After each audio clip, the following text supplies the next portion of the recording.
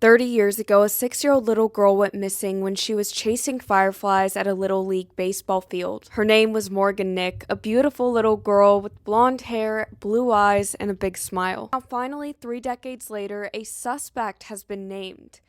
And someone who, after hearing his record, you'll say, well, why didn't they look at him sooner? This old man is Billy Jack Lynx, a man who served in World War II and later would work at an airline. He also happened to live in Arkansas in the same place that the baseball field was in, and he owned a red truck.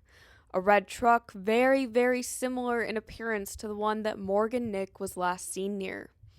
And that truck had a hair in it, and that hair either belonged to Morgan Nick's mother or one of her children. 3 years before Morgan Nick was abducted in 1992, he was arrested for sexually abusing a young girl. And then just 2 months after Morgan was abducted in August of 1995, he attempted to abduct an 11-year-old girl from a Sonic. This Sonic was just 8 miles away from where Morgan was taken from. Now, Lynx was put into prison for the sexual assault of one child and the attempted abduction of another.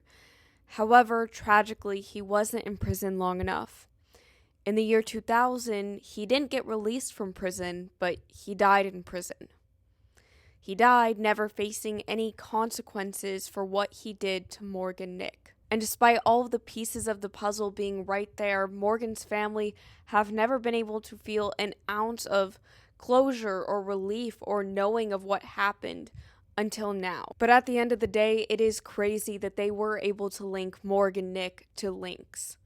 The reason being is because he had sold that truck and it had been sold multiple times since Morgan was abducted. So the fact that after so many years and after so many truck owners, her hair was still in that vehicle. Calling it a miracle sounds horrible, but it was very, very lucky because that is the only piece of evidence aside from the home video with the red truck in it, that links her to him. Despite him being dead, the investigation is far from over. Morgan's mother opened up a foundation to help find missing children, and she still wants to know, and the rest of her family wants to know, where she is.